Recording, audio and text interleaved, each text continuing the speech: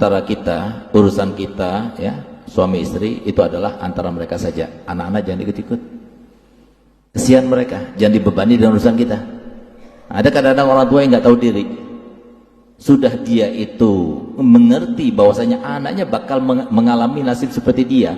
Tambah tua tambah banyak masalahnya, sama seperti kita. Kemudian dia sebelum tua masih usia segitu, kemudian dibebani dengan masalah kita. Itu kan orang tua kurang ajar itu namanya. Jangan biarkan kita yang mengalami semuanya. Biarkan kita. Jadi banyak seperti sekarang, mohon maaf, mana lebih baik?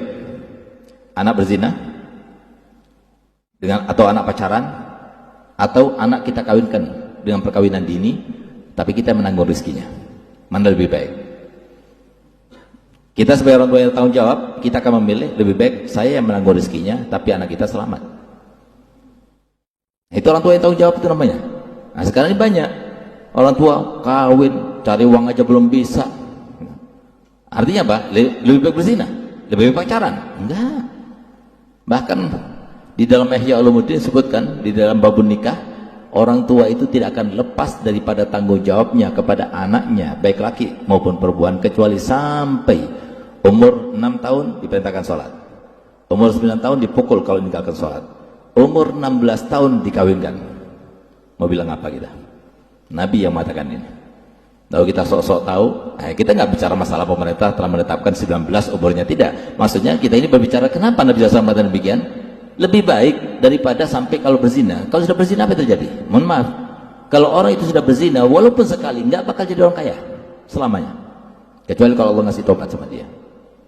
Apa artinya orang kaya? Mungkin dia punya harta banyak melimpah, mungkin dia punya mobil bagus, punya rumah megah dan sebagainya, tapi hatinya nggak pernah merasa kaya, sehingga dia itu selalu perlu kepada orang lain, butuh kepada orang lain. Itu apa orang kaya semacam itu? Orang kaya itu adalah orang yang tidak perlu kepada orang lain, cukup dengan apa yang dia punya, itu orang kaya. Tapi sekarang banyak orang kaya tapi kekayaan yang begitu banyak melimpah, cukup untuk hidup dia sekian tahun bahkan ratusan tahun, tapi itu dia mengatakan bahwa kekayaan itu masih kurang, terus cari-cari. Itu orang bukan orang kaya, itu semacam itu. Kenapa? Karena mungkin dulu pernah berzina dan sebagainya. Kenapa? Semua yang disampaikan Nabi SAW nggak mungkin bohong, nggak mungkin nggak nyata, semuanya tepat sesuai dengan sabdanya, la faqra ma'ad duha wala ghina ma'az zina. Nggak bakal menjadi orang fakir selama orang sholat duha.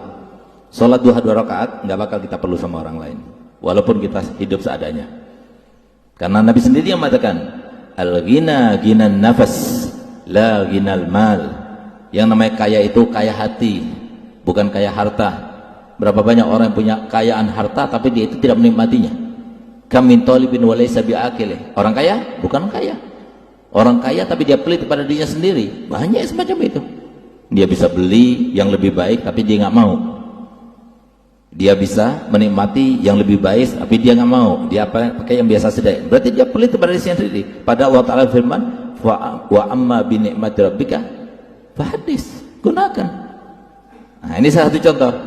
Alhamdulillah, anak saya yang pertama 18 tahun kawin, yang kedua 17 tahun kawin, tapi kawin aja akad sirih, berangkat 20 tahun, umur 20 tahun baru dia kawin beneran.